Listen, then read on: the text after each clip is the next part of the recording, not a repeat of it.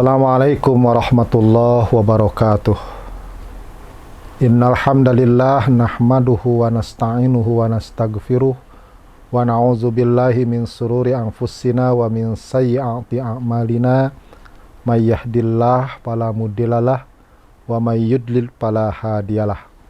Asyhadu an la ilaha illallah wahdahu la syarikalah wa asyhadu anna Muhammadan abduhu wa rasuluh. Allahumma salli wa sallim wa barik ala Muhammadin wa ala alihi wa sahbihi ajmain. Amma ba'du. Hadirin pemirsa TV yang saya hormati, Allah muliakan. Salah satu di antara doa kita adalah kita berkeinginan untuk digolongkan sebagai hamba yang soleh di hadapan Allah Subhanahu wa ta'ala.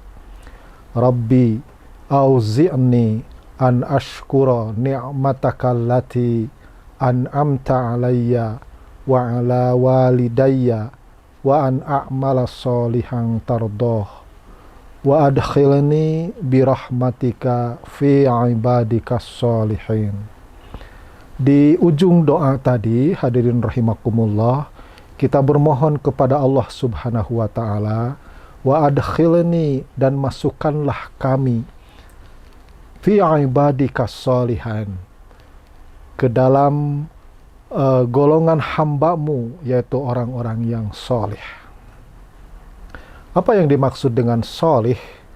Menurut Imam Ibnu Katsir, karakter soleh itu harus memenuhi dua kriteria. Pertama adalah solih secara vertikal, demikian juga solih dalam arti horizontal. Solih tentu saja dalam arti baik dengan Allah Subhanahu wa ta'ala dan baik kepada sesama, baik manusia maupun makhluk yang lain.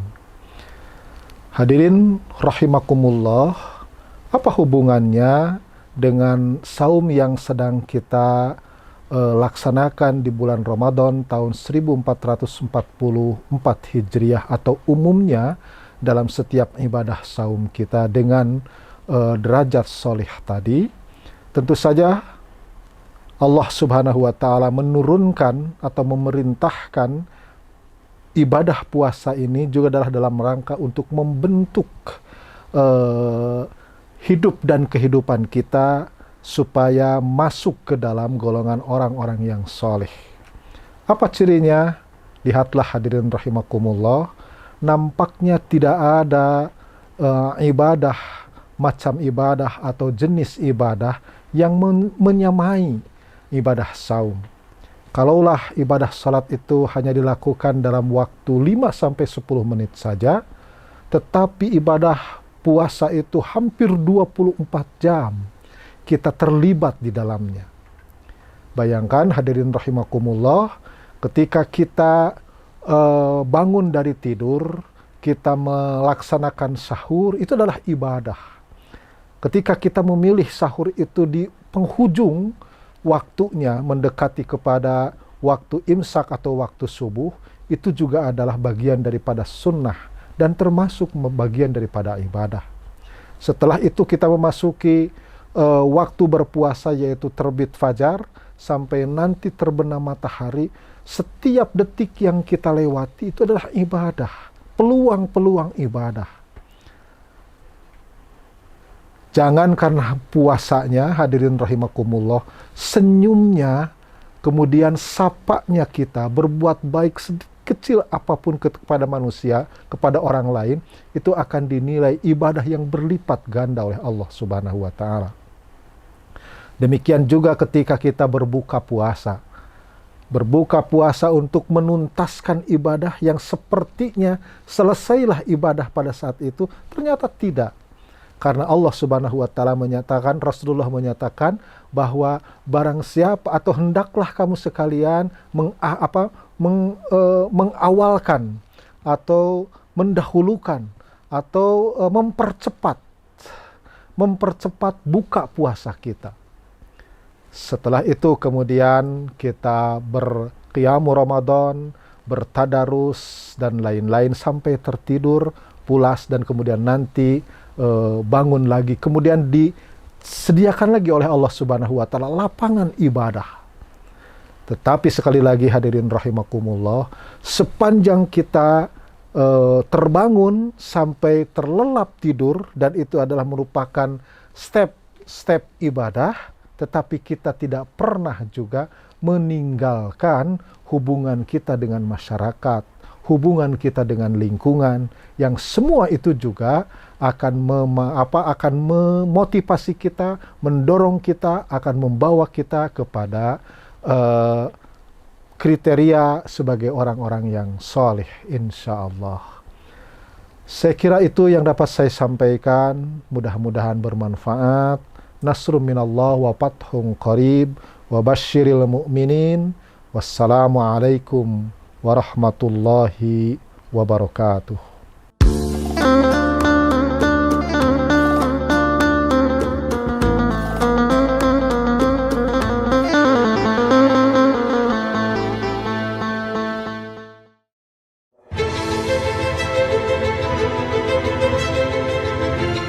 Pernahkah terfikirkan olehmu, kampus yang melek teknologi dan menanamkan nilai-nilai Islam ini adalah tempatmu menggapai mimpi?